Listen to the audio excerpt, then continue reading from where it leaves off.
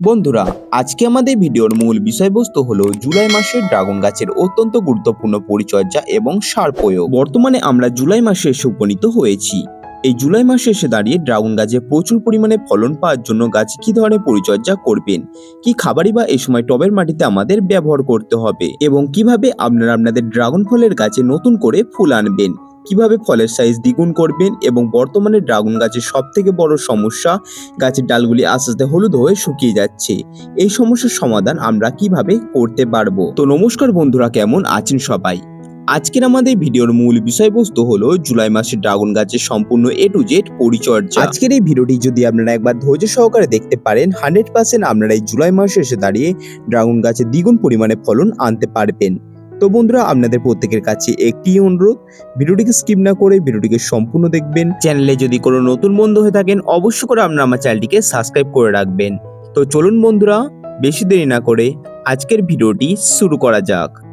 একদম প্রথমেই আসি বর্তমানে সবথেকে বড় সমস্যা, কি কারণে আমাদের ড্রাগন গাছের ডালগুলি আস্তে আস্তে শুকিয়ে যাচ্ছে এবং কি কারণে আমাদের ড্রাগন গাছের ডালগুলি আস্তে আস্তে হলুদ হয়ে পড়ছে। ড্রাগন গাছের ডাল শুকিয়ে যাওয়ার সবথেকে বড় কারণটি হচ্ছে একই ডালে অধিক পরিমাণে ফল ও ফুল আসা।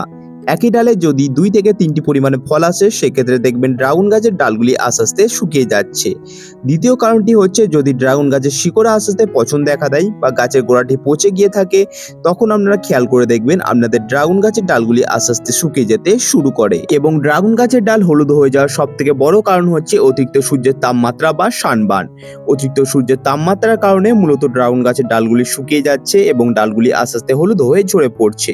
তো আমরা এই সমস্যার সমাধান হিসেবে কি করতে পারি? আপনারা চাইলে একটি কাজ করতে পারেন, যেখানে ড্রাগন গাছগুলি আছে সেখানে আপনারা গ্রিন শেড দিয়ে আপনারা কিছুটা পরিমাণে ছাওয়া করে দিতে পারে। যদি না তা সম্ভব হয়, তাহলে যে কাজটি করবেন, 1 লিটার জলে 1 চামচ ফাঙ্গিসাইড নেবেন এবং সেটিকে 1 লিটার জলে খুব ভালোভাবে মিশিয়ে নেবেন। 1 লিটার জলে 1 চামচ ফাঙ্গিসাইড খুব ভালোভাবে মিশিয়ে নেওয়ার পর প্রতিটা ড্রাগন ফলের সে সমস্ত আক্রান্ত ডালগুলিতে প্রয়োগ করুন। এই ফাঙ্গিসাইড ব্যবহার করার ফলে কি হবে, হলুদ হয়ে ডালগুলি কখনো পচে যাওয়ার সম্ভাবনা থাকবে না, বা যে সমস্ত ডালগুলি হলুদ হয়ে শুকিয়ে যাচ্ছে সে ডালগুলি আস্তে আস্তে নিজের অবস্থায় ফিরে আসবে। ফাঙ্গিসাইড হিসেবে আপনারা চাইলে এখানে যে কোনো ধরনের ফাঙ্গিসাইড ব্যবহার করতে পারেন। আমি মূলত আমার গাছের সাব ফাঙ্গিসাইড ব্যবহার করে থাকি। আপনারা চাইলে ব্লাইটক, রিটোমিন গোল্ড, M45 এই ধরনের যাবতীয় ফাঙ্গিসাইড গাছে প্রয়োগ করতে পারেন। সপ্তাহে 2 বার করে গাছে ফাঙ্গিসাইড ব্যবহার করুন, দেখবেন ড্রাগন গাছের এই সমস্ত ডালগুলি কখনো পচে যাওয়ার সম্ভাবনা থাকবে না। এখন আসি এই জুলাই মাসে এসে দাঁড়িয়ে ড্রাগন গাছে আপনারা কেমন খাবার ব্যবহার করবেন, কেমন খাবার ব্যবহার করলে ড্রাগন গাছে আবার নতুন করে ফুল আসবে এবং ড্রাগন গাছে কিভাবে আমরা দ্বিগুণ পরিমাণে ফলন আনতে পারবো। প্রত্যেক সপ্তাহে একবার করে আমরা আমাদের প্রতিটা ড্রাগন গাছে একটি করে তরল খাবার গাছে ব্যবহার করব এবং মাসে একবার করে গাছে একটি মিক্স খাবার আমরা গাছে প্রয়োগ করব। এখন আসি তরল খাবার হিসেবে গাছে এখন কেমন খাবার ব্যবহার করবেন। যে সমস্ত খাবারের মধ্যে অতিরিক্ত হারে পটাশিয়াম আছে, সেই সমস্ত খাবার আমাদেরকে গাছে ব্যবহার করতে হবে। যে সমস্ত খাবারে অতিরিক্ত হারে নাইট্রোজেন আছে, সেই সমস্ত খাবার এই সময় আমরা এড়িয়ে চলবো। এই সময় পটাশিয়াম যুক্ত খাবার বলতে আমরা যে খাবারটি ব্যবহার করব, কলার খোসা পচানো তরল গাছে ব্যবহার করতে পারি, পেঁয়াজের খোসা পচানো তরল আমরা গাছে ব্যবহার করতে পারি, বা সবজির খোসা পচানো তরল এই সময় আমরা গাছে প্রয়োগ করতে পারি। কলার খোসাটিকে কুচি কুচি করে কেটে নেওয়ার পর সেটিকে 1 সপ্তাহ জল দিয়ে পচান। 1 সপ্তাহ পর সেটিকে খুব ভালোভাবে ছেঁকে নিন এবং সেটির সাথে সমপরিমাণ জল মিশিয়ে প্রত্যেক সপ্তাহে একবার করে গাছে প্রয়োগ করুন। যদি হাতের কাছে কলার খোসা না থাকে, তার পরিবর্তে পেঁয়াজের খোসা ব্যবহার করতে পারে। যারা গাছে পেঁয়াজের খোসা ব্যবহার করতে চান না, তারা এর পরিবর্তে শাকসবজির খোসা জল দিয়ে পচিয়ে সেটিকে গাছে ব্যবহার করতে পারেন। এবং আপনারা চাইলে এই 3টি খাবারকে গাছে অল্টারনেট করে ব্যবহার করতে পারেন। এখন আসি গাছে কি এমন মিক্স খাবার প্রয়োগ করবেন, কি এমন খাবার এই সময় গাছে ব্যবহার করলে গাছে দ্বিগুণ পরিমাণে ফলন আনতে পারবেন, ফলের সাইজ দেখার মতো হবে, গাছে অধিক পরিমাণে নতুন করে ফুল আসবে। এই মিক্স খাবারটি তৈরির জন্য সবার প্রথমে এখানে 2 থেকে 3 মুঠো পরিমাণ আমাদের প্রয়োজন হবে ভার্মি কম্পোস্ট। ভার্মি কম্পোস্ট না পেলে তার পরিবর্তে পাতা পচানো সার বা 1 বছরের পুরনো গোবর সার ব্যবহার করতে পারেন। দ্বিতীয়ত আমাদের এখানে প্রয়োজন হবে 1 চামচ শিংকুচি, 1 চামচ পরিমাণ হাড় গুঁড়ো, 1 চামচ পরিমাণ নিমখোল। তো বন্ধুরা, প্রতিটি উপকরণকে খুব ভালোভাবে একে অপরের সাথে মিশিয়ে নিন। প্রতিটি উপকরণকে খুব ভালোভাবে একে অপরের সাথে মিশিয়ে নেওয়ার পর প্রত্যেক গাছের টব অনুযায়ী 1 থেকে 1.5 মুঠো পরিমাণে এই খাবারটিকে ব্যবহার করুন। 5 থেকে 8 ইঞ্চি সাইজের টবের জন্য 1 মুঠো পরিমাণে এই খাবারটিকে ব্যবহার করুন। 8 থেকে 10 ইঞ্চি সাইজের টবের জন্য 1.5 মুঠো পরিমাণে এই খাবারটিকে ব্যবহার করুন। যারা ফলের ক্যারেটে ড্রাগন গাছ লাগিয়েছেন, তারা 2 মুঠো পরিমাণে এই খাবারটিকে ব্যবহার করুন। আর অতি অবশ্যই গাছে খাবারটিকে ব্যবহার করার পর গাছে ভরপুর জল দিয়ে দেবেন, যাতে গাছ খুবই সহজে তার এই খাবারটিকে গ্রহণ করতে পারে।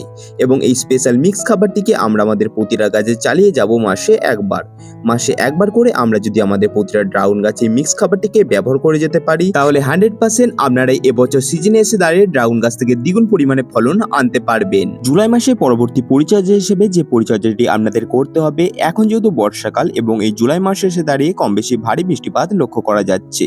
এই অতিরিক্ত বৃষ্টির ফলে কোনোভাবে যাতে বৃষ্টির জল আমাদের টবে এসে না জমা হয় সেদিকে খেয়াল রাখতে হবে।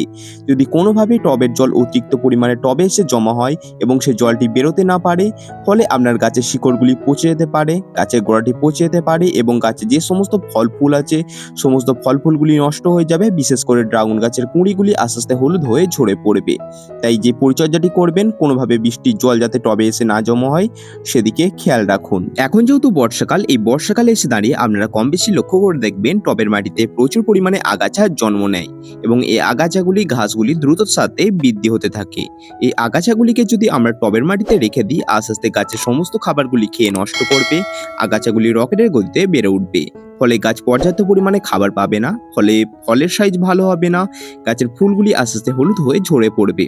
তাই যে কাজটি করবেন, যখনই দেখবেন টবের মাটিতে ছোট ছোট আগাছা জন্মাচ্ছে, সেগুলিকে তুলে ফেলে দিন। ড্রাগন ফুল মূলত রাত্রিবেলা ফুটে থাকে। রাত্রিবেলায় ড্রাগন ফুল ফোটার পর আমরা সেটিকে পরাগ মিলন করি এবং সেটিকে গাছে সে অবস্থাতেই রেখে দিই। আস্তে আস্তে ফুলটি শুকিয়ে যেতে শুরু করে এবং তারপর পরে যদি বৃষ্টিপাত হয়, আস্তে আস্তে খেয়াল করে আপনারা দেখবেন ফুলগুলি আস্তে আস্তে পচে গলে যেতে শুরু করেছে এবং সেটিকে যদি গাছে সেই অবস্থাতেই রাখা হয়, গাছের ফুলের সাথে সাথে আপনার ফলটিও পচে যেতে শুরু করবে। কারণ বৃষ্টির ফলে সেই ফুলটিতে প্রচুর পরিমাণে ছত্রাকের আক্রমণ হয়ে থাকে এবং আস্তে আস্তে যখন আপনারা সেই ফুলটিকে আলাদা করবেন না, ফুলটি পচে যেতে যেতে যেতে একেবারে আপনার ফলটিকেও নষ্ট করে দেবে।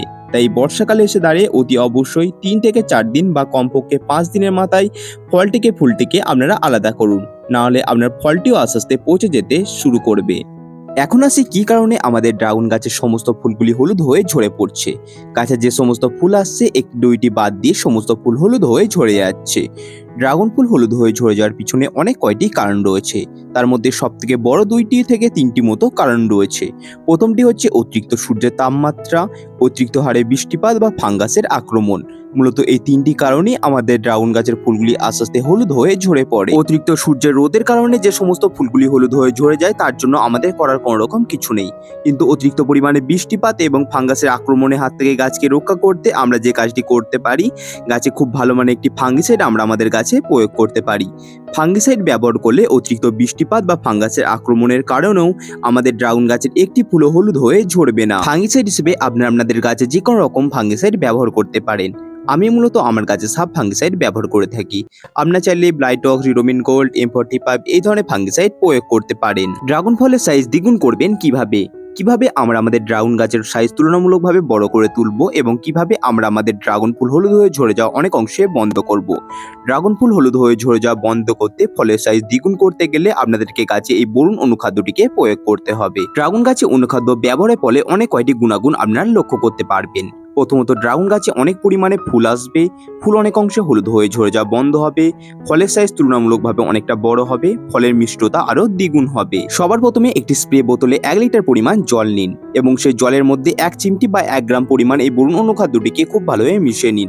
1 লিটার জলে 1 গ্রাম অনুখাদ্য খুব ভালোভাবে মিশিয়ে নেওয়ার পর প্রতিটা ড্রাগন গাছে ফলে ফুলে গাছের গোড়ায় প্রতিটা গাছে খুব ভালোভাবে আপনারা এই অনুখাদ্যটিকে প্রয়োগ করুন।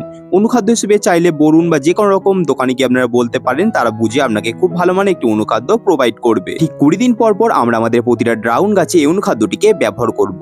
এই অনুখাদ্যটিকে গাছে একবার ব্যবহার করুন, দেখবেন ড্রাগন গাছে দ্বিগুণ পরিমাণে ফুল আসবে, ফলের সাইজ হবে দেখার মতো। তো বন্ধুরা, এই ছিল জুলাই মাসের ড্রাগন গাছের অত্যন্ত গুরুত্বপূর্ণ পরিচর্যা। আজকের এই ভিডিওটির মাধ্যমে আমি আপনাদেরকে ড্রাগন গাছের যে অত্যন্ত গুরুত্বপূর্ণ পরিচর্যাগুলি শেয়ার করলাম, যে খাবারগুলি দিতে বললাম এবং স্টেপ বাই স্টেপ যে ফাঙ্গিসাইড এবং অনুখাদ্যটিকে প্রয়োগ করতে বললাম, সেগুলি যদি আপনারা স্টেপ বাই স্টেপ ফলো করেন, 100% এই জুলাই মাসে এসে দাঁড়িয়ে ড্রাগন গাছ থেকে আপনারা দ্বিগুণ পরিমাণে ফলন আনতে পারবেন। তো বন্ধুরা, আপনাদের যদি ভিডিওটি একটু কাজের বলে মনে হয়, ভিডিওটিকে লাইক করে কমেন্ট করে জানাবেন কেমন লাগলো, আর অবশ্যই করে চ্যানেলটিকে সাবস্ক্রাইব করে পাশে থাকা বেল আইকনটি অলে প্রেস করে দেবেন এবং ভিডিওটি ভালো লাগলে অন্যান্য বন্ধুদের কাছে শেয়ার করবেন, যাতে তারা খুব সহজে ছাদ বাগান করতে পারে। তো বন্ধুরা, দেখা হচ্ছে আবার অন্য কোনো ভিডিও নিয়ে। তো ততক্ষণ সুস্থ থাকবেন, ভালো থাকবেন এবং আমার ভিডিও দেখতে থাকবেন।